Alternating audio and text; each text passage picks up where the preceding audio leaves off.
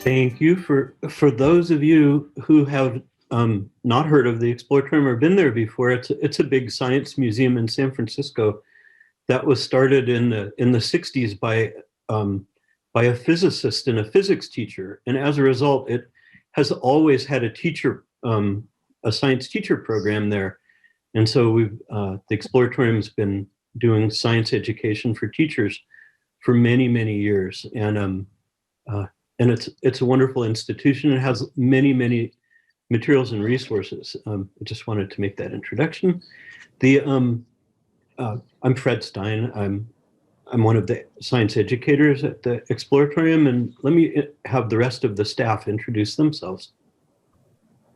Great, thanks, Fred. I'm Kelsey Lipsitz, one of the other science educators for Inquiry. And I'm Lynn Rankin, Director of the Institute for Inquiry. Sorry, Lynn. I'm Michael Fairchild, also at the Exploratorium. And oh, Rachel, you were muted. Sorry, I was muted. I'm Rachel Jordan, also a science educator with the museum. So thanks so much for being here. I know there may be a number of people who were at the previous workshop that we did in October, and then there's probably some people who were not there, and so this will be the first time doing a similar kind of activity with us.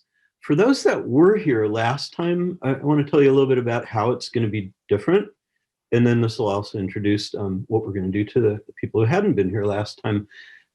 Last time when we did this is going to be a workshop that combines doing some investigative hands-on science with literacy. And last time we did that, this is all for COVID times, and hopefully it's clear that these materials can work just as well, if not better, when we are all back in person. But we really designed them to work during COVID because that's what we're all grappling with right now. And last time, it's hard to do hands-on science at a distance like this. We used a technique where only the facilitator needed materials, and we used our phone as a webcam to watch snails and do investigations with snails moving on different surfaces and eating and behaving in snail ways and stuff like that. But then we did a lot of writing about them as well. This time, we're going to encourage you all to do science with materials that you can find around your house. And so this is, again, something that you could do with your students. And we're very excited. We'll be very excited to hear how this goes should you do some of this with your students. So there'll be more directions coming up soon about what kinds of materials and what to do with them. But for now, I wanted to just say we'll be doing a number of activities on sound.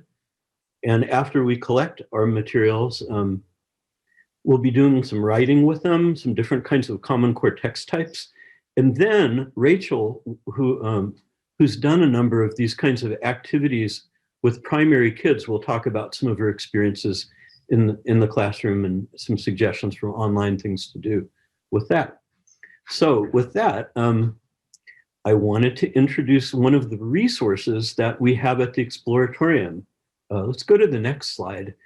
It's that all of the exhibits at the Exploratorium are hands-on. You have to do something with them to make them work. And as teachers would come to the Exploratorium, they'd say, it would be great to have ways to use these exhibits in our classrooms if you could make them with simple materials. And so there are something in the order of more than 300 recipes for doing, kind of making like little mini museums or little mini hands-on activities with very simple materials. And these are called science snacks. It's a funny name, but that's what they're called. And Michael's going to put, or somebody's going to put the URL for this particular snack in the chat box, so you'll be able to go back and find that later. You could look at it now if you want. But these snacks all are a simple write-up with simple materials and behind this and background and many different topics for many different grade levels. So we hope that you find a lot to work with these.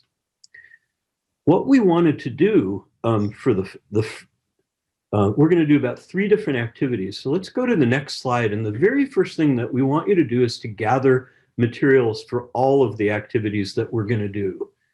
And so take about 5 minutes and really roam about your house and be creative and try to come up with a good batch of materials. And first off, what would be very helpful, some simple things are a string and scissors. And if you don't have a ball of string handy, there's a lot of string-like things you can use, like, I don't know, shoelaces, yarn, dental floss, anything string-like will work. And you'll probably need a couple to several feet of it. All right. Another batch of materials you'll need are a variety of metal objects. So things like the grate on your oven is a wonderful one if you don't want to get something that big.